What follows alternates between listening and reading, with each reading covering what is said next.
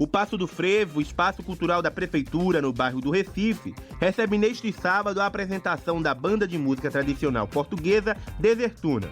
O grupo musical, com 17 integrantes, vem da Universidade da Beira Interior, da cidade de Covilhã. A apresentação está marcada para as 5 da tarde, em parceria com o Quarteto Trombonado, grupo da Zona da Mata Norte pernambucana. O show faz parte do projeto Conexão Frevo e pode ser visto na Praça do Frevo, no 3º andar do museu, localizado na Praça do Arsenal da Marinha. Entradas estão disponíveis no hall de entrada do museu. Na apresentação deste boletim de notícias, você ouviu Marília Ferreira e Paulo Araújo. A produção foi de Rodrigo Mesquita, com edição de Queto Ligóis e trabalhos técnicos de Francisco Rocha. Até mais! Universitária. Fala, meu povo, se liga nisso aqui. Moradores da cidade do Recife agora podem receber alertas de chuva no WhatsApp. Isso mesmo, alertas de chuvas fortes no Zap. A iniciativa é da Prefeitura da cidade e faz parte do programa Ação Inverno. Para se cadastrar é muito simples e pode ser feito de algumas formas diferentes. Tu pode entrar no site conectarecife/notificação WhatsApp e preencher com teu nome completo, CPF e teu número do Zap, ou pelo app do Conecta Recife seguindo os mesmos passos. Outra opção é salvar o número da Prefeitura, que é 0819 9117 1407. De novo, 819-9117 1407. Aí basta mandar uma mensagem escrita #AlertaChuva, que automaticamente tu já vai passar a receber as notificações. Uma ação das rádios Universitárias FM e Rádio Paulo Freire, Universidade Federal de Pernambuco.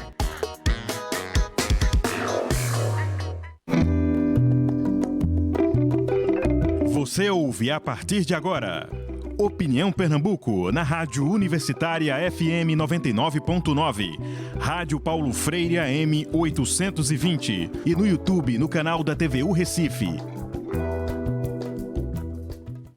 Olá, muito boa noite, 6h02. Estamos, a partir de agora, ao vivo pela Rádio Universitária FM, pela Rádio Paulo Freire AM e pelo canal do YouTube da TVU Recife. Com o Opinião Pernambuco. Aplicativos de mapas, aplicativos de música, tantos aplicativos de redes sociais, exemplos de ferramentas de inteligência artificial que já estão em nossas vidas sem que possamos perceber. Alguns de nós nem percebem isso. Na verdade, a inteligência artificial está sendo usada em diversos setores, desde a automação de processos, aperfeiçoamento de produtos e serviços, saúde, finanças, marketing, transporte, educação, tudo ao nosso redor. Por outro lado, alguns países já determinaram o banimento de ferramentas de inteligência artificial. Estudam ações para reduzir o uso. Canadá, Alemanha, França, Suécia, Itália e Irlanda são alguns exemplos desses países. O que será que foi visto como ameaça nesses países, nesses lugares? Falta de transparência, dilemas éticos, preconceito, discriminação, risco de segurança, concentração de poder político e econômico, desinformação e manipulação. Só para levantar a curiosidade, aguçar a curiosidade da gente. Quais os riscos das ferramentas de inteligência artificial que estamos usando ou que vamos usar em breve? O Opinião Pernambuco de hoje discute os perigos da inteligência artificial. Para nos ajudar a entender essa questão de um ponto de vista prático, usual, seus mecanismos e principalmente aprender sobre seus riscos, nós convidamos o professor Silvio Meira, cientista CEF do, deixa eu ver se eu peguei, TDS.company. Isso. E professor extraordinário da Caesar School, a que a gente deseja uma boa noite. Seja bem-vindo, professor Silvio Meira. Muito obrigado, um grande prazer estar aqui de novo. Você que está nos ouvindo, você que está nos acompanhando o programa, também está convidado a participar. 3879-5454 é o nosso WhatsApp. O canal do YouTube da TVU Recife também tem um chatzinho lá que você bota a sua pergunta. O professor Silvio Meira, que atenciosamente vai ter a capacidade, tenho certeza, de responder para a gente. Vou tentar. Professor Silvio Meira já disse que é muito bem-vindo, então vamos lá para o que está valendo. Na sua visão, na sua opinião, no seu ponto de vista. Vamos começar assim, bem didaticamente. O que é inteligência artificial? Onde é que ela está mais sendo usada, já que a gente às vezes nem percebe que ela está sendo usada? E é para ter medo? Olha, vamos por partes, né? Inteligência artificial ou sistemas ou baseados em inteligência artificial são basicamente quaisquer sistemas digitais, sistemas que por trás têm um conjunto de regras, têm algoritmos, né? Coisas que computacionalmente são um parente distante das receitas de bolo. Tá certo? Um algoritmo é uma receita de bolo extremamente exata. No algoritmo não tem uma pitada de sal. Quando você olha para um algoritmo, o equivalente a uma pitada de sal é 1,37 gramas. Preciso, para ser executado por uma máquina que não pensa. As CPUs, as unidades centrais de processamento, que dão conta das instruções, que realizam as instruções dos algoritmos para manipular símbolos e movê-los de um lugar para o outro, essas máquinas não pensam, elas não têm a capacidade de dizer uma pitada de sal é tanto. Então você tem que dizer exatamente quanto é. Então, na prática, do que a gente está falando aqui? Quando a gente fala em inteligência artificial, a gente está falando em algoritmos cujas regras de manipulação de informação, de tratamento de informação, fazem com que eles se comportem de formas que são comparáveis ao comportamento humano dentro de certos contextos limitados. Isso tem 70 anos, não começou ontem. 70 anos, eu estou aproximando as datas aqui para não ficar falando datas exatas, que é mais fácil de todo mundo lembrar. Então, inteligência artificial vem da década de 50 e o nome inteligência artificial mesmo talvez venha de muito antes em várias línguas. Mas do que a gente está falando agora e por que isso está na agenda de todo mundo?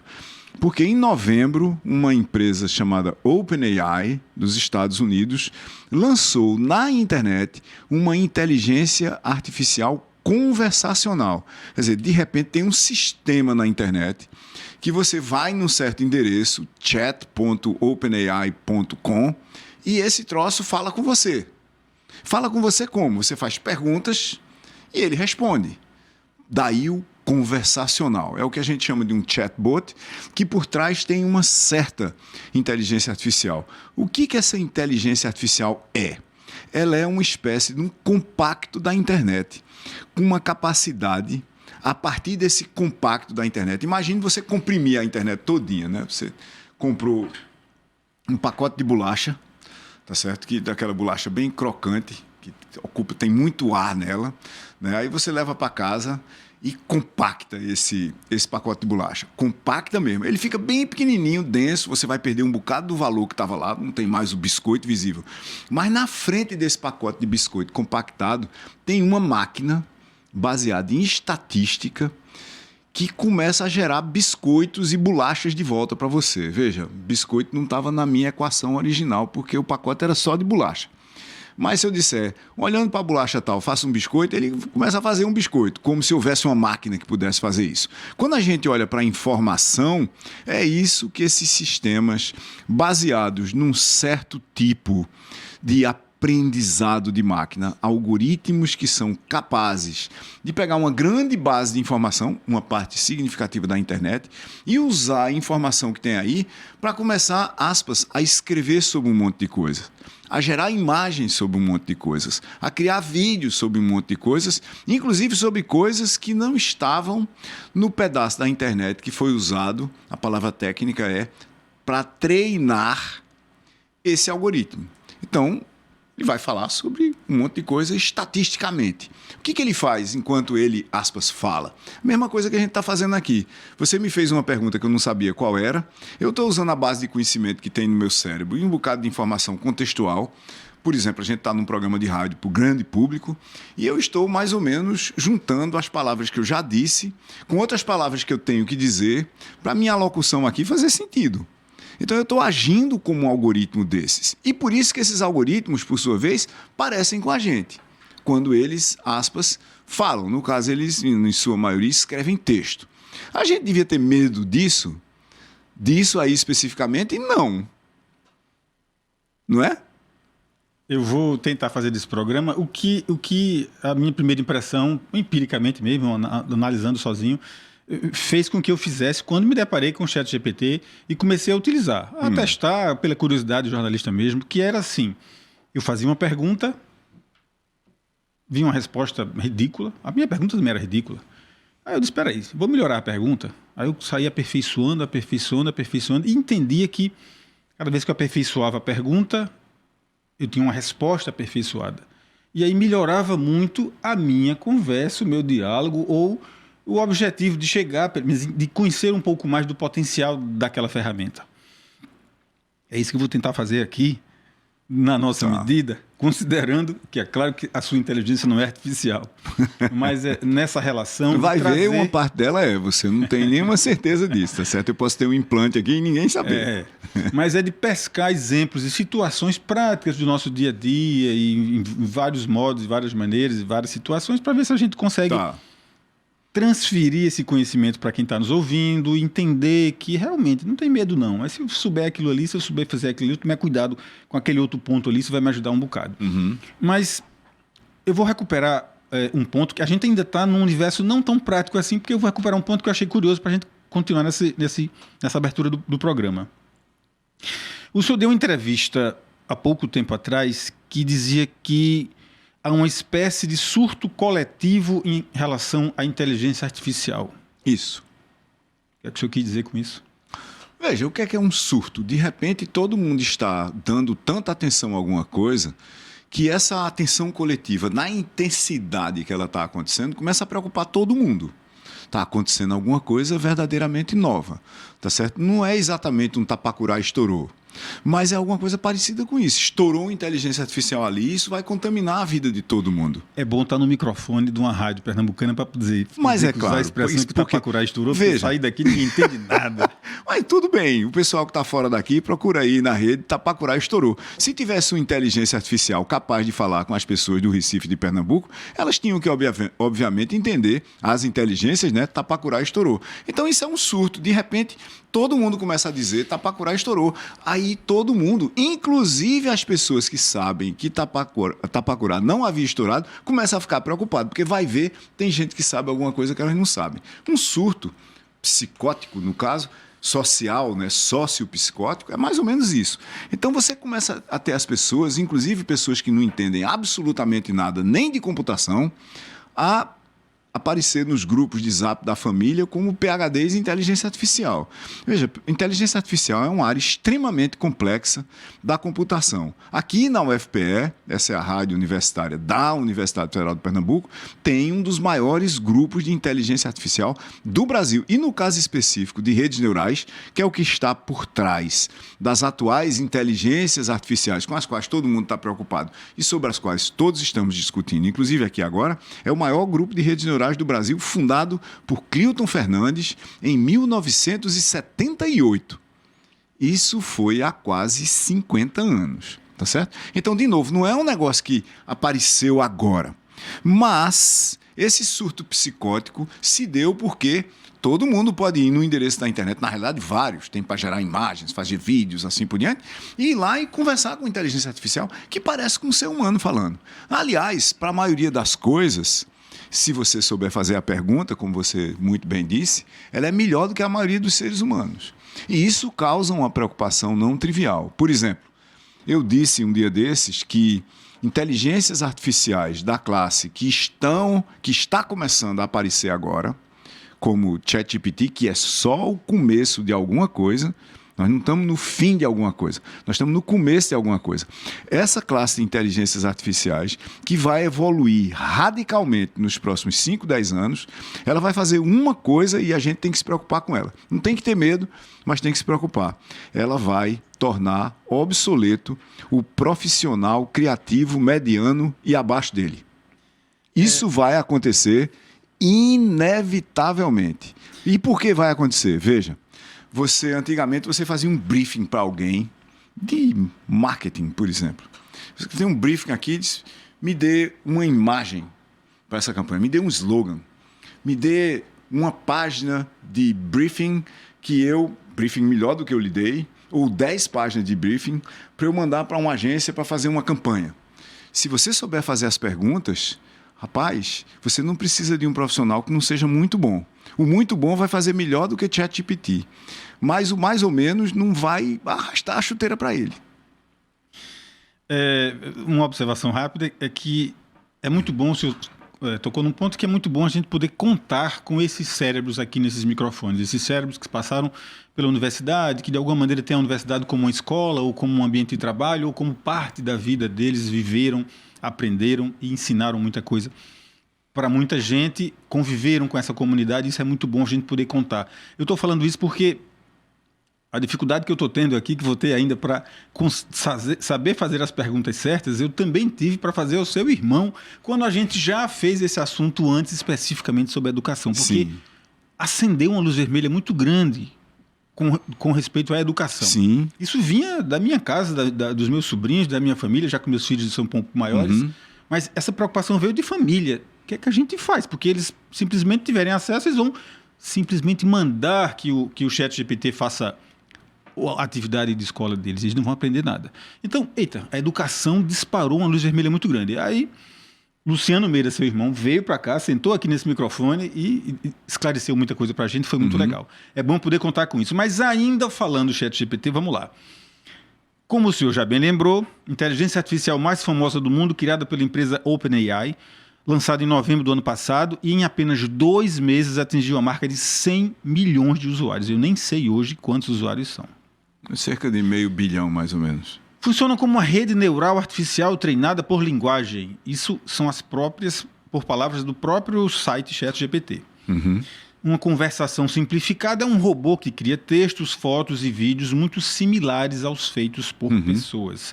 Eu estou só repetindo aqui meu texto, mas a informação que o senhor deu antes era bem melhor do que a minha. Passados alguns meses, já está mais claro os potenciais riscos e as limitações desse tipo de inteligência artificial. Eu estou detalhando o ChatGPT, a gente vai chegar em outras tantas situações. As pessoas sabem que o ChatGPT comete erros e sabem reconhecer esses erros? Veja, bora fazer uma coisa mais até ampla do que isso. Qual é a porcentagem de pessoas que escrevem alguma coisa na humanidade? Vamos para a porcentagem na humanidade. Se for parecida com a internet, 1% das pessoas que estão na internet, nós estamos falando na internet, tem alguma coisa como, 6 bilhões de pessoas, tá certo? 10% é 600 milhões. 1% é 60 milhões. Cerca de, vamos arredondar, 50 milhões de pessoas escrevem alguma coisa. Talvez 5 milhões de pessoas escrevam alguma coisa que vale a pena ler. E talvez 500 mil pessoas escrevam alguma coisa que seja marcante. E 50 mil pessoas, nós estamos indo para porcentagens agora, estão virando 0,000%, certo? E 50 mil pessoas escrevam alguma coisa que vai mudar o mundo, ou uma parte do mundo dentro de um certo contexto. Para você saber se o que está sendo entregue a você como informação faz sentido, não é nem se é verdade ou não. Você tem que ter uma formação hoje que depende de um conjunto de estruturas e fundações que pouquíssima gente tem. Então, vez por outra, eu estou nos grupos muito sofisticados. Assim, não que eu seja sofisticado, mas porque me levaram para esses grupos. Grupos de cientistas, por exemplo. E, de repente, alguém manda uma fake news que, para outras pessoas do mesmo grupo, é absolutamente óbvia. E estamos falando de gente com doutorado.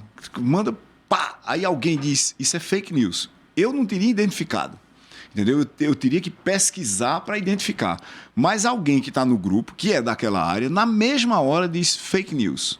E manda o link corrigindo, na mesma hora. Certo? Por quê? Porque a vastidão do conhecimento humano é muito ampla.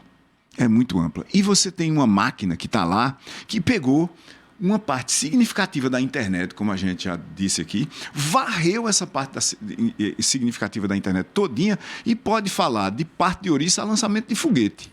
E você faz uma pergunta sobre parte de ouriço. Se você não entende nada de parte de ouriço, rapaz, ela vai dizer um troço e você vai achar que é verdade. Então, o que eu acho que... Onde é que a gente está?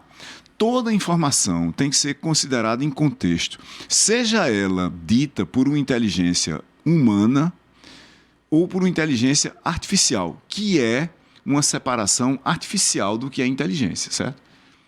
A inteligência humana é só humana mesmo, hoje, com as pessoas falando tudo, perguntando primeiro para Google. 81% dos brasileiros com mais de 10 anos de idade tem um smartphone. 81%. Então você está na mesa do bar e alguém diz, foi o time X que ganhou a Copa tal. Aí alguém diz, não, peraí, não foi não. Aí A gente tem um coprocessador hoje. A inteligência já não é tão natural assim do ponto de vista de referência. Mas se você pegar um artificial, ela não é tão artificial assim, porque foram humanos que programaram. Tem algoritmos lá por trás. Foram humanos que escolheram, por exemplo, as bases de dados que iam ser usadas para fazer a programação, o treinamento daquelas redes, né?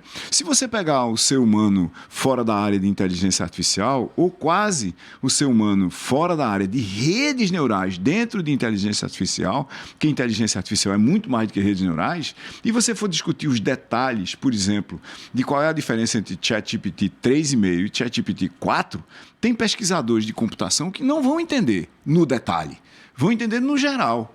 E olha, eu não sou de inteligência artificial e muito menos de redes neurais. Eu não sei em detalhe o que é que está envolvido nisso.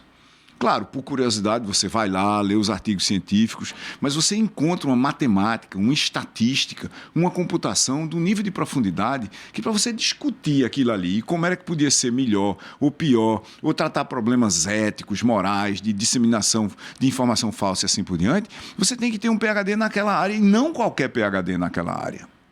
É disso que a gente está tratando aqui. Nós estamos tratando de sistemas hoje, e não só de inteligência artificial, mas de sistemas de qualquer coisa, que são, alguns deles, de centenas a milhares, a dezenas de milhares de vezes mais complexos do que sistemas similares que faziam coisa parecida, que existiam há meros 30, 40 anos. Né? As pessoas não se assustam com um carro, por exemplo, identificando todos os carros na frente dele e parando sozinho. Isso é inteligência artificial? Não, é não. É só sensores e algoritmos. Olha, se você está na velocidade tal e a velocidade é tal, né? Está na velocidade X, e essa velocidade, se você tentar frear agora, você vai bater no carro da frente, o carro lhe dá um alarme. Isso é a coisa mais normal do mundo, a gente se acostumou com isso. E no começo parecia mágica, lembra? Eu levava o carro para mostrar para a família, olha o que é que eu vou fazer, eu vou acelerar para cima desse carro, o carro vai dizer, ei, vai bater. Não vai. Isso não tem nada demais nisso do ponto de vista. Isso está disponível para a gente fazer há décadas. Só que agora ficou tão barato que está em todo canto. E inteligência artificial vai ser exatamente a mesma coisa. Exatamente a mesma coisa. 6 horas e 22 minutos, você está ouvindo Opinião Pernambuco pela Rádio Universitária FM, pela Rádio Paulo Freire AM. Hoje a gente está entrevistando o professor Silvio Meira, falando dos riscos e perigos da inteligência artificial. Professor, mais 5 minutinhos para a gente acabar esse bloco. Vamos avançando aqui. Tem um monte de pontos assim, aleatórios e interligados ao mesmo tempo, sobre essas questões todas, né? Alguns países já proibiram algumas ferramentas e outros pensam em colocar limites ao uso. Quais foram as ameaças que esses países perceberam? Como é que a gente interpreta essa informação, né? Proibir seria a solução ou os modelos de inteligência artificial teriam que ser necessariamente experimentados? Sua opinião? Veja, eu acho que proibir qualquer coisa que tem inteligência artificial agora é um assodamento totalmente desnecessário. Eu não vejo por que proibir, mas eu também não vejo por que não estudar. A gente deveria estar estudando as possibilidades para saber da complexidade, para saber dos riscos, porque há riscos, mas eu acho que eles são administráveis. Um dos riscos, talvez maiores de inteligência artificial hoje, é você ter lançado no mercado uma tecnologia que pouca gente entende. Pouquíssima gente entende. Consequentemente, as pessoas dizem, não, eu quero entender como é que esse negócio funciona para saber se ele está tomando as decisões que deveria estar tomando. Certo, mas como é que você vai entender? Exatamente quantas pessoas entendem como é que o motor de um carro funciona? É perto de zero. E não é por isso que não tem carro no meio da rua. Qual é talvez a maior ameaça e o maior risco de inteligência artificial?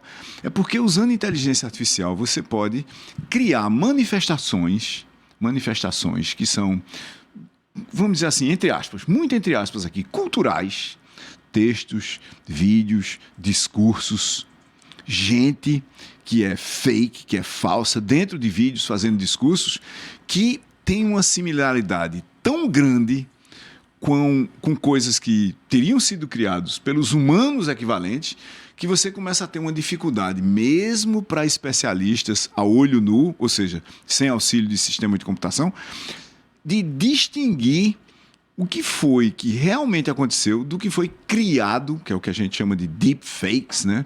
Das farsas profundas, foi criado por uma inteligência artificial. Isso podia ser feito na mão, Mas dava muito trabalho, gastavam energia, uma quantidade imensa de pessoas e horas delas para fazer isso. A diferença que você tem hoje é o seguinte: você chega num lugar qualquer e diz, escreva um discurso de 200 palavras, de 2.000 palavras, no estilo de fulano de tal, onde fulano de tal é um governante, falando sobre isso aqui. Aí ele vai pegar o estilo de fulano de tal e vai fazer um discurso que o fulano de tal vai olhar para o discurso e vai querer fazer aquele discurso. Esse é um risco imenso. É a gente, de repente, perder esse contato e esse entendimento que a gente tem com a realidade humana, coisas que foram ditas por humanos verdadeiros. E isso tem uma consequência quase imediata, que é o seguinte: humanos verdadeiros, respondendo a perguntas nas suas organizações, sejam elas políticas, administrativas, fabris, de varejo, sei lá mais o quê, estão, ao invés de pensar para responder uma pergunta que é crítica para o desenvolvimento do seu negócio ou para a tomada de uma decisão na sociedade, estão indo a uma inteligência artificial e dizendo, eu tenho esse problema daqui, nesse contexto aqui, como é que eu resolvo?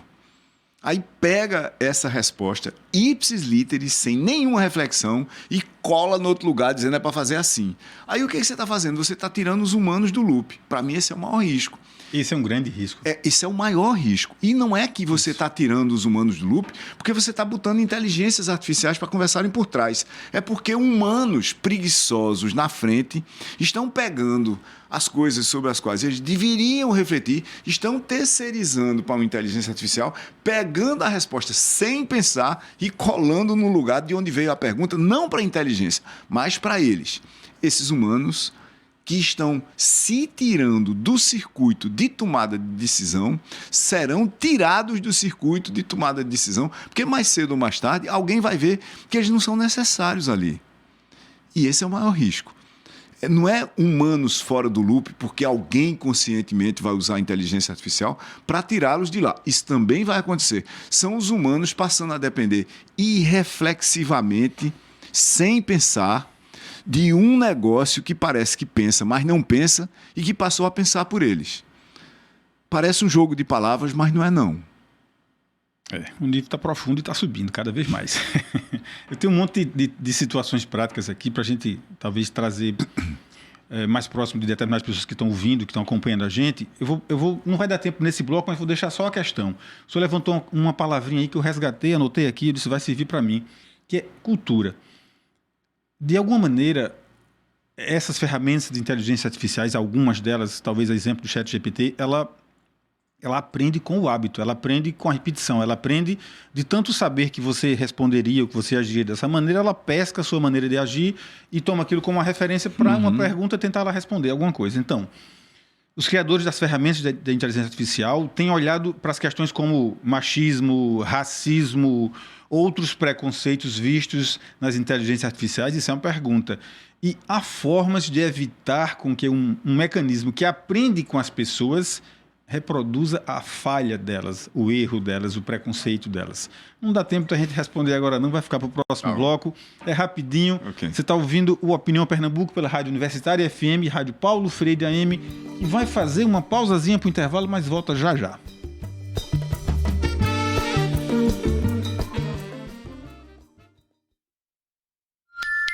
As suas respostas 18 horas. Vão mais além, generalizam. 28 minutos. Eu vou num ponto. Universitária FM.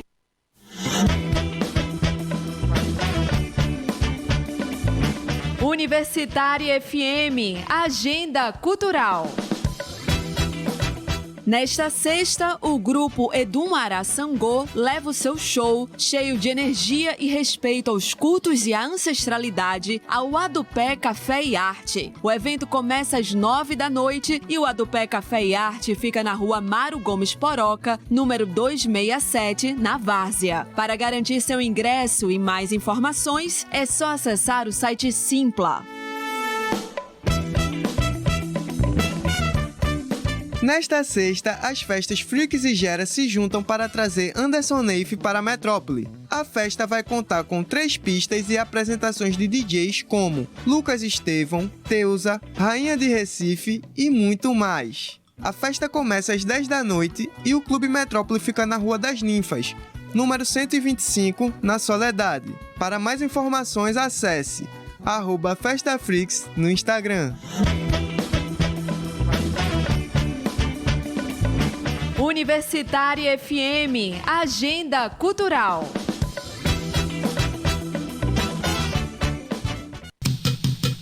Toda sexta, a sua viagem musical pelos anos 80 tem hora certa para começar. 80 por hora, sexta, a partir das 8 da noite, aqui na Universitária FM e Rádio Paulo Freire AM. Ao vivo, e você participa com a gente. No trânsito, respeite os limites de velocidade. Hoje é dia de reggae. Novas séries, novos programas. Todos os sábados, às 17 horas. Hoje é dia de reggae. Universitária.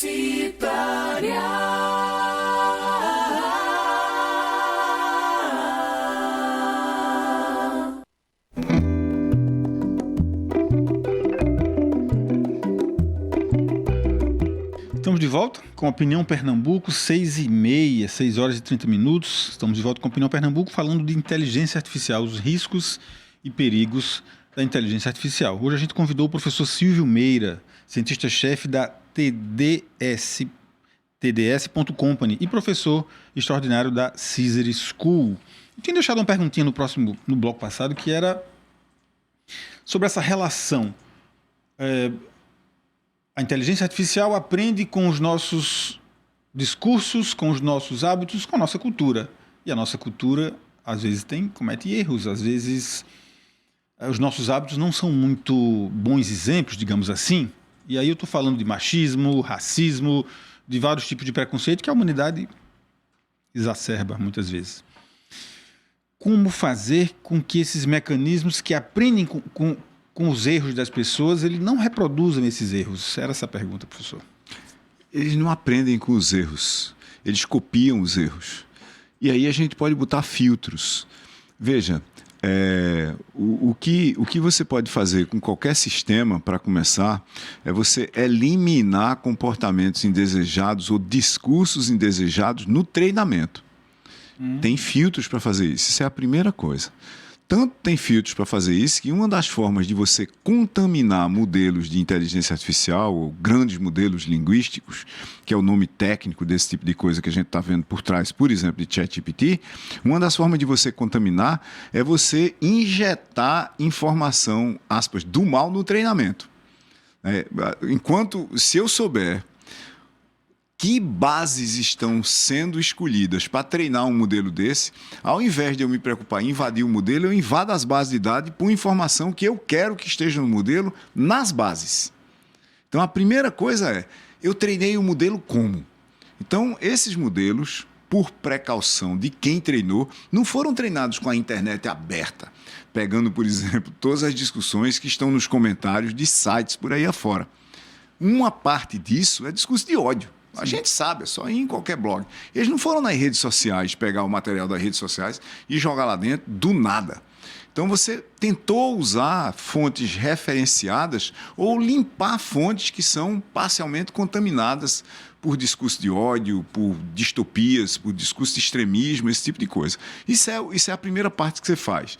Você vai lá dentro e tenta garantir na partida que o treinamento é feito a partir de bases sãs, ou aceitáveis segundo um conjunto de normas éticas e morais. Só isso já pode gerar todo tipo de confusão que você imaginar do ponto de vista do debate filosófico sobre o que é que significa fazer isso. Alguns vão dizer que é censura, outros vão dizer que é necessário e assim por diante. Depois você tem o algoritmo do modelo em si. Dado um conjunto de bases de treinamento que você imagine que são minimamente razoáveis, como é que esse modelo que gera texto novo a partir do texto de entrada, como é que ele não vai gerar texto que seja inaceitável? De novo, de acordo com o conjunto de normas, que no Irã é uma, no Brasil é outra, sobre o que era que deveria ser aceitável socialmente. Tá certo? E aí você põe uma terceira precaução. Depois do discurso gerado pelo modelo, você põe filtro de novo. Então você tem filtro de entrada e de saída e você tem uma preocupação fundamental de fazer com que o modelo não gere por si só discurso que é inaceitável. Tanto que você não está vendo muito disso hoje, tá certo? Os modelos originais que vários desses grandes titãs de tecnologia lançaram há 3, 4, 5 anos, e em questão de horas, você podia pegar e fazer o modelo se comportar de uma forma nazista, por exemplo. Era só você começar a induzi-lo a um certo conjunto que a gente diria aqui de reflexões, mas computacionalmente não é reflexões, sim, que levasse o modelo, a partir de um certo ponto da sua interação com ele, a se comportar de uma forma totalmente nazista, ou racista, ou misógina, ou o que fosse. Isso era muito fácil de fazer. Você não consegue fazer isso hoje com um desses modelos que está online, porque o time de tecnologia por trás deles aprendeu, primeiro, a limpar os bancos de dados de treinamento com um filtro, a desenvolver algoritmos que têm uma baixa probabilidade. Não é que é impossível, mas esses algoritmos são probabilísticos. Você está dizendo, a probabilidade de gerar um discurso de ódio a partir de um algoritmo como esses de classe mundial que estão online hoje é 0, um bocado de 0 e 1% lá longe. Então, probabilidade muito baixa. No topo disso, você bota filtro de saída. Se gerar, eu pego. É isso que faz. Vou tentar buscar outro exemplo bem prático que assusta muita gente. Assim, de repente vai servir. São os clones digitais. São aqueles ferramentas de inteligência artificial que imitam a voz da pessoa ou até mesmo a imagem da pessoa, o vídeo da pessoa. Faz com que ela fale coisas que elas nunca disseram, nunca pensaram, nunca sonharam em fazer. Estou chamando isso de clones digitais, né? Tá. Vamos lá, rapidamente sobre isso, em termos práticos mesmo, qual é o nível de risco dos clones digitais que estão sendo usados em crimes hoje por aí? Alguns mais sofisticados que outros, mas em quanto tempo a gente já vai ver num aplicativo de celular a capacidade de copiar a voz de alguém ou a aparência de alguém falando alguma coisa sem que isso seja minimamente perceptível? Porque essa tecnologia ela ainda está um pouquinho caminhando, ela não está completamente desenvolvida, ela não é tão convincente ainda. Pela pesquisa que eu fiz, que eu vi, isso eu estou falando em termos práticos, para o usuário, não em níveis mais profundos de Veja, de no tecnologia. laboratório é há anos, tá certo? Em termos do usuário comum poder criar um deepfake, um clone digital da minha voz e da sua, é daqui a meses, no máximo anos, não tão muito distante. Tá certo? O ponto é que isso é uma coisa que, por outro lado, é, aspas, do bem também. Você pode querer, por exemplo, para fazer um bocado de coisa que você tem que fazer repetidamente, que você tivesse um clone que dizia, olha, se vier essa pergunta para mim, responde desse jeito. Se vier esse negócio desse jeito, você responde desse jeito. Se vier isso desse jeito, depois de você fazer um treinamento mínimo, ele não vai mais só responder as perguntas sobre as quais você treinou, mas toda a classe de perguntas que é representada por aquelas. E você pode acelerar ou aumentar a sua performance humana drasticamente. Então é aquela coisa a coisa da faca, sabe? A faca é uma tecnologia fantástica, se você pensar. Mas a faca serve para o mal também. E o que vai definir se a faca é boa ou não é quem usa a faca. Não é a faca em si. A faca não tem ética, não tem moral, nem princípios, nem valores. E ela é absolutamente necessária. Assim como para a performance humana no futuro, imediato, agora, ela é absolutamente necessária. Vou lhe contar um experimento que eu estou começando a desenhar para o meu blog. Eu tenho 1000 e alguns textos no meu blog, resultado de 20 anos, mais ou menos, escrevendo em jornais, revistas, e eu consolidei tudo isso lá. Não só isso, mas eu tenho links para centenas de entrevistas que eu dei. Tá certo? Vídeos que eu apareci, palestras que eu dei, assim por diante. Então eu tenho um experimento que eu estou desenhando no meu blog, que é criar um escritor infinito de texto do blog. A pessoa chega lá e quer um texto sobre tal coisa, certo? Então eu estou desenhando uma inteligência artificial usando modelos existentes, é óbvio, não estou fazendo do zero, para você chegar no meu blog e dizer, eu quero um texto de Silvio Meira sobre tal coisa. E aí ele gera. Eu quero 2000 palavras de Silvio Meira sobre tal coisa. Ele pega meu estilo, fui treinado com coisas que eu escrevi, pega o conteúdo daquele negócio, obviamente eu tenho que fazer uma curadoria de base de dados para ele não pegar doidice que eu não diria, tem que pegar a minha posição sobre aquelas coisas, esse é o maior problema no momento, e aí gerar um texto de 2000 palavras que parece que tenha sido escrito por mim. Veja, isso pode ser usado por mim mesmo para um monte de coisas, certo? Do tipo, dado um argumento que eu construa, se eu construir 2, 3 parágrafos, vamos dizer, 500 palavras de argumento, razoavelmente estruturado, articulado, bom sobre uma coisa que eu quero fazer, eu posso pedir para essa inteligência artificial do meu blog, escreva um texto de 5.000 palavras sobre isso aqui e me mostre. Aí eu vejo parágrafo por parágrafo. Se eu concordar com tudo, eu dou um enter e publico. E a minha velocidade de criação vai para o infinito em relação ao que é que ela é hoje. E isso tem uma coisa por trás. Quem aprender a usar isso consistentemente, com as melhores ferramentas do mercado, vai ganhar uma velocidade em relação à competição gigantesca. E isso é um dos maiores problemas que a gente enfrenta quando, ou vai enfrentar, aliás, enfrenta agora, eu acho que já, e vai enfrentar quando você tiver 0,00 não sei quanto por cento da população, 1 em cada 100 mil pessoas sabendo fazer isso, e o resto sem saber fazer. Ou se você pegar uma categoria profissional qualquer, 10 em cada 1.000 pessoas sabendo fazer, com uma performance muito alta, e o resto sem saber. Só me veio agora, como a gente está falando de risco, de perigo, e se essa ferramenta caísse na mão que fosse de uma pessoa que não gostasse muito do senhor? É só a faca. Quisesse acabar com sua carreira e começasse a criar situações ali. Eu pensei na pergunta, porque a pergunta viria no sentido de que, assim, será que toda vez que uma empresa dessa cria uma ferramenta desse tipo, ela não deveria criar também o antídoto, a ferramenta que identificaria que aquilo... Sim, mas isso existe. Mas isso existe. Já devia ter atrelado isso na regulação, na lei. Não na lei no momento, porque a gente não sabe nem o que essas ferramentas podem fazer. Veja, tem uma tentativa de regular inteligências artificiais no Brasil e o relatório da comissão do Senado que estudou isso tem 900 páginas. 900 páginas, tá? Onde ele tenta acomodar todos os usos possíveis e futuros, todos os sistemas e modelos de inteligência artificial, que a gente nem sabe quais são agora. Isso é um negócio totalmente errado para fazer, na hora totalmente errado, do jeito totalmente errado para fazer. Está tudo errado.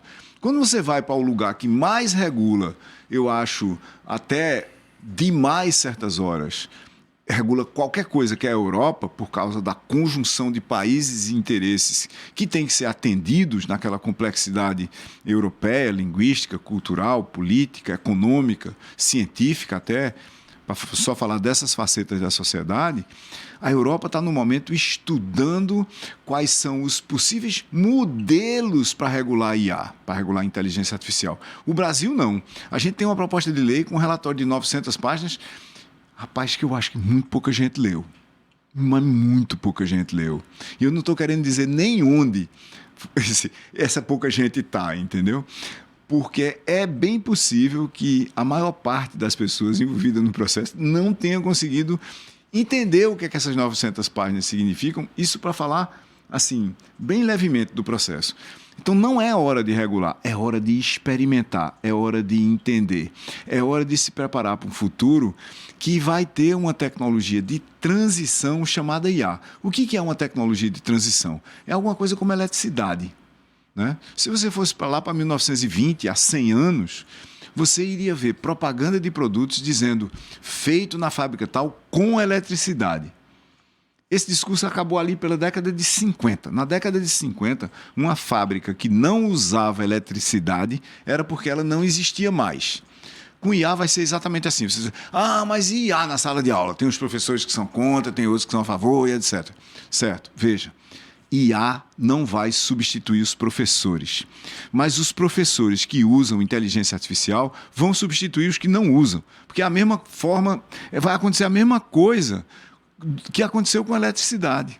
O senhor está respondendo uma pergunta que eu tinha pulado já ela, porque é de uma situaçãozinha que já ficou mais ou menos clara, que é a educação. Assim, até que ponto essas ferramentas na educação são um caminho sem volta? Sem volta. Completamente sem volta. Veja, bora lá. Sócrates era contra a escrita. Sabe por quê? Porque ele dizia uma coisa absolutamente certa, correta e apropriada, que é o seguinte: com a escrita e com o registro visual da informação, que ele chamava de conhecimento, as pessoas não precisarão usar tanto da sua memória para se lembrar das coisas. Tipo assim, a Ilíada. Se está escrito, eu não preciso decorar. Eu vou lá certo? na página certa e encontro... E vou atrás e eu pesquiso, assim por dentro. Aí você avança 2000 anos e põe máquina de busca. Com máquinas de busca como Google e Bing, eu não preciso nem saber onde está. Certo? Eu não preciso saber qual é o pedaço, eu não preciso decorar a página do livro de Foucault, que ele falou de alguma coisa. Eu digo, ó, a pesquisa é essa daqui, Foucault sobre esse assunto, desse jeito, em tal contexto, para aí ele me dá as opções. 10 links na primeira página para eu clicar que vão estar relacionados com isso. Quando você passa para máquinas baseadas em grandes modelos linguísticos que condensaram um pedaço da internet, se eu melhorar um pouco, não é muito, um prompt sofisticado para uma máquina de busca que eu quero achar uma citação de Foucault sobre alguma coisa, ela repete para mim um pedaço inteiro dentro do contexto que eu pedi dessa citação. E com a fonte. Veja, o que a gente passou a ter foi um sistema que aumenta, habilita e estende, um conjunto de sistemas que aumentam, habilitam e estendem a capacidade dos humanos individuais e dos humanos em grupo. Inteligência artificial não é um conjunto de tecnologias, é uma nova dimensão da inteligência. Você tem a inteligência de cada um de nós, que é a nossa inteligência de processamento simbólico, as coisas que eu vejo, que eu capturo com os meus sentidos, que eu traduzo em símbolos bioquímicos internamente, biofísico-químicos, e processo isso com o meu cérebro. Tem outra inteligência, além dessa de processamento simbólico, que é a nossa inteligência social. Como é que eu me articulo com outras entidades ao meu redor? Com coisas, com animais, com outras pessoas, para fazer alguma coisa que eu quero fazer. Que isso é a minha terceira inteligência. É a minha capacidade de tomada de decisão, a minha autonomia de querer ou não fazer alguma coisa. Então, nós não estamos falando de uma mágica. Tem a inteligência individual, que é a nossa capacidade de processar a informação, nossa capacidade intrínseca de nos socializarmos e a nossa capacidade de tomar decisão ou não de fazer alguma coisa. Ou tomar decisão de fazer alguma coisa ou não, porque eu posso escolher não tomar decisão também. Quando eu coloco isso em escala ampla, universal, eu tenho a minha inteligência individual, que são essas três, a inteligência de humanos em rede, que é a inteligência social, e uma outra dimensão da inteligência artificial. E a gente não vai ter a opção de não usar isso. Não tem mais a opção de não usar. Mas, professor, tem um contexto que fica embutido em tudo que o senhor está dizendo, que é assim. Todo esse processo vai passar pela mão do humano. Sim.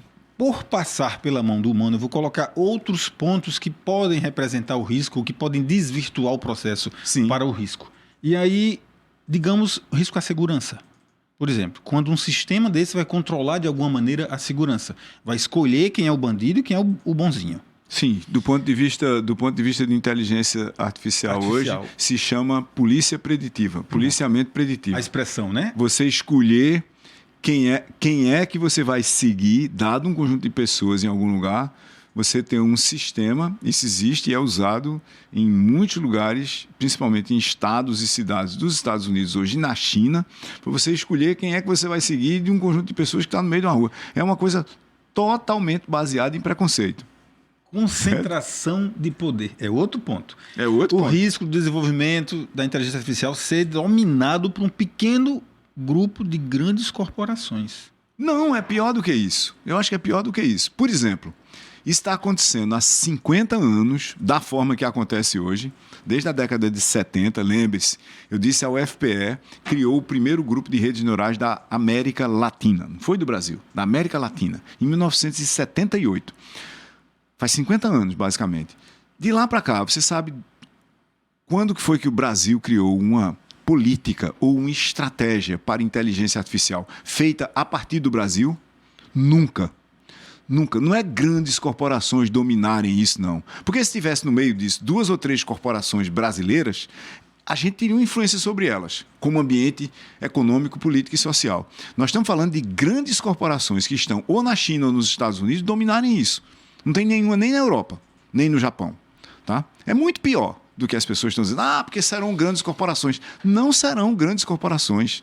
Serão grandes corporações localizadas em 2 países e mais nenhuma outra. Pela simples razão de que países como o Brasil ficaram os últimos 50 anos abanando o leque e esperando passar o maracatu. Agora o maracatu chegou e ninguém sabe tocar a alfaia, rapaz. Esse é o problema. Outro ponto. Confiança excessiva nos sistemas de inteligência artificial, será que pode levar a perda de criatividade, habilidade de pensamento? Só do profissional criativo. Pensamento crítico, principalmente. Intuição do ser humano. Só do profissional criativo mediano para baixo. Porque do mediano para cima ele está desenhando a próxima leva de sistemas baseados em inteligência artificial. Veja, o que vai acontecer? Se você olhar para uma pessoa que está no momento desenhando uma capa de uma revista, eu consigo fazer uma em Midjourney com um prompt, a capa todinha. Eu digo, o conteúdo da revista é esse, o tema da revista dessa vez é essa. Por favor, traduz o Midjourney. O Midjourney é um ambiente como o ChatGPT, mas ele é para fazer imagens. E ele é muito bom nisso. Ele pega o ilustrador mediano e abaixo dele, ele é substituído por Midjourney num prompt. Se eu fizer um prompt, ou seja, uma pergunta sofisticada o suficiente, ele me dá, por exemplo, uma foto tirada por uma Leica com o filme Asa 400 da Kodak, numa rua, numa ponte da cidade do Recife, com o sol nascendo, com um ambiente nebuloso em julho. E essa foto tem um casal de pessoas de mão dadas andando na direção do Diário de Pernambuco. Ele me dá essa foto. Talvez para ilustrar um pouquinho o que o senhor está dizendo, é o seguinte, eu já peguei muita imagem nessa pesquisa para esse programa de, por exemplo, a imagem de uma festa junina. Então, tinha lá um monte de casais dançando vestidos e tal para a festa junina. Mas quando eu observava direitinho, tinham pelo menos duas mulheres dançando com 6 dedos em cada mão. Eu disse, espera aí. Mas desconte isso. Tá certo? O prompt era ruim, ou a máquina baseada em inteligência artificial por trás era ruim.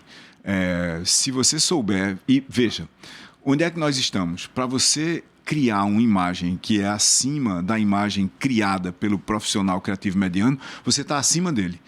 Então você tem conhecimento suficiente para gerar uma pergunta que é muito melhor do que a média das pessoas geraria. Eu estou falando isso para direito, para contabilidade, para engenharia. Rapaz... Veja, profissional criativo, defina o que é para jornalista, para pessoas de marketing, para todo mundo. Se depende de você criar uma imagem, um vídeo, um texto, algum artefato cultural baseado em linguagem, vídeo é linguagem, imagem é linguagem, texto é linguagem, tudo isso está embutido no espectro mais amplo de cultura, pintura é linguagem, tem uma linguagem por trás, tem um código de símbolos que é usado para fazer aquilo, a gente vai ter uma dificuldade muito grande no curto prazo, mas muito grande mesmo. Já vai ser complicado, por exemplo, essa estrutura de terminar um curso superior, um mestrado, um doutorado e apresentar um texto, né? Um trabalho, um texto de várias páginas, que é um seu estudo, que reflete seu estudo, aquilo que você apresentou. Já vai ter uma dificuldade de avaliar um produto desse, por exemplo. Eu acho que não. Sabe por quê?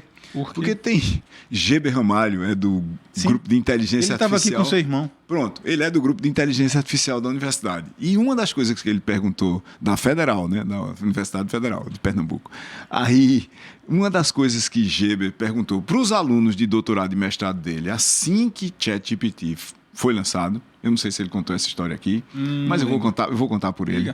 Foi o seguinte, ele chamou os alunos, juntou todo mundo e disse, quem aqui está usando ChatGPT para fazer suas teses e dissertações? Ficou todo mundo calado. Aí ele perguntou, por que é que vocês não estão usando isso agora? Aí fica todo mundo, não, eu estou usando para fazer outra coisa. É para usar em larga escala e é para me dizer como, que é para a gente ver como é que a gente pode acelerar o processo de todos vocês fazerem uma tese muito mais sofisticada e muito melhor e muito mais rapidamente do que vocês estão fazendo. ChatGPT, por exemplo, é uma máquina de calcular palavras. Esse é o grande susto das pessoas. A gente sempre calculou números. Vamos fazer uma integral, uma equação diferencial de, sei lá, enésima ordem. Vamos fazer uma integração no espaço de Banach, com as coisas complexas para burro. Certo, beleza. Tudo isso a gente já sabia fazer, com números, com fórmulas matemáticas. De repente a gente passou a calcular poemas. A gente passou a calcular contos inteiros. A gente passou a calcular pinturas no estilo de Picasso combinado com Monet. Não me deixe acabar o programa antes de eu fazer essa última pergunta, porque já estamos a 2, 3 minutos para encerrar. É incrível, né? Já se foi, nosso tempo. Mas é uma pergunta que talvez motivasse todo isso tudo que a gente está fazendo aqui, e que motiva muita gente ainda que tenta pensar mais catastroficamente, digamos assim. Os riscos existenciais do ser humano. Sim. O desenvolvimento da inteligência artificial que supere a inteligência humana. Será que isso pode ser algum risco? Que tipo de preocupação isso pode trazer para a humanidade? Com essa a gente vai encerrar o programa. Tá. 2 minutinhos. Tá certo. Pode ser um risco. Tem muita gente que acha que é um risco. Eu até acho que esse risco existe, mas ele é administrável. Mas o que eu acho que vai acontecer, pelo menos se eu estiver vivo na época em que esse risco chegar bem perto, é o seguinte: eu vou ter um plugin. Eu serei parte de uma dessas inteligências. Eu estou totalmente à disposição para me conectar a uma delas. Porque a gente está usando, aqui nesse estúdio, o pessoal não está vendo, só está vendo quem tá na rede. Nesse estúdio tem 3 pessoas usando óculos. Só você que não usa. Você usa lente de contato? Não. Não, então você não tem nenhum problema que você precisa usar óculos. Mais ou menos. O meu é pouquinho. Tá certo. Mas veja, esses artefatos aqui, esse que está no meu olho aqui, ele tem milhares de anos. Nero tinha. Com hastes vem de 1200. A gente nem pergunta hoje se as pessoas deviam usar óculos ou não. Mas se você chegasse na Idade Média e você botasse um óculos e a pessoa começasse a ver, você era tratado como bruxo e provavelmente queimado na fogueira. Então, muito provavelmente, o que a gente está vendo agora é o seguinte: lá em 2055, quando eu completo 100 anos, provavelmente a forma de aprender cálculo seja por um download. E aí você não vai saber se você é natural, você que estuda cálculo, é natural ou artificial. Porque você estuda cálculo treinando os seus neurônios. Você começa a estudar, tem um livro, você captura aquele negócio, aquelas imagens todinhas, depois você treina na mão, fazer um bocado de integrais e diferenciais, e você aprende a fazer cálculo. Não há nenhuma coisa que impeça no universo que você conecte as pessoas à rede e você treine o cérebro delas para fazer cálculo, um curso inteirinho de cálculo. As 13 ou 15 disciplinas do curso de cálculo, inteiro, dependendo da universidade. Todos os tipos de cálculo, envolvendo álgebra, tudo mais que você quiser, por downloads.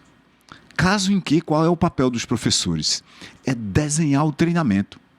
Desenhar o treinamento.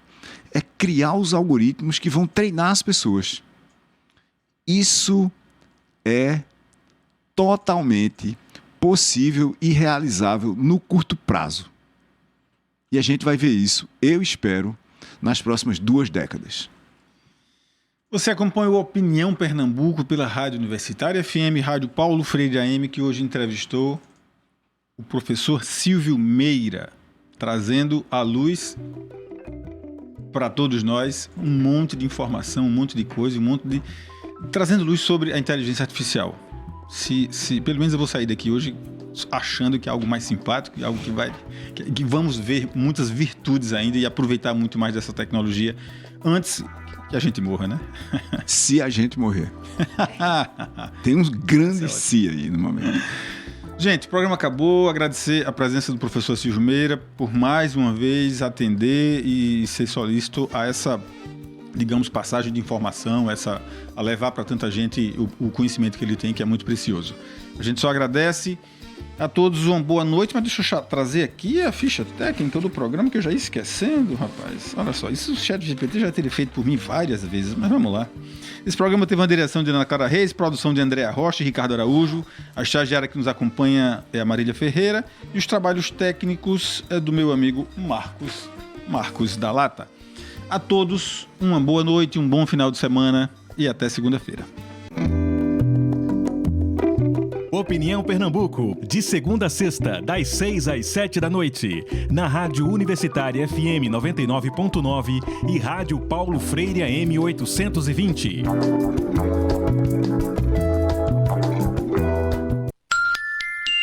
18h58.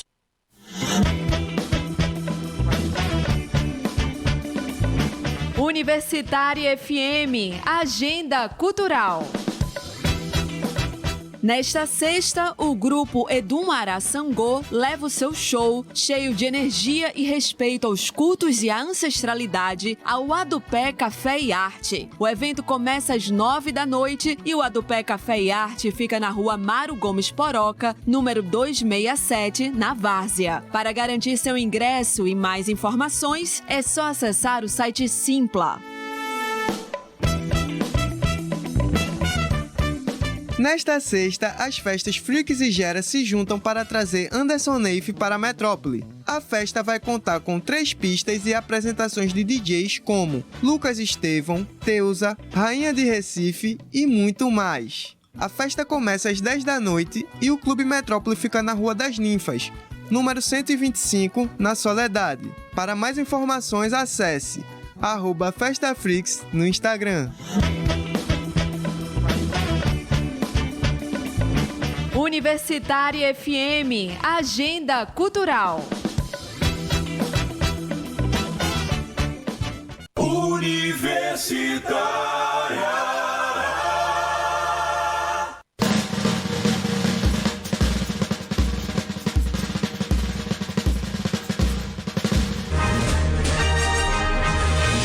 Em Brasília, 19 horas.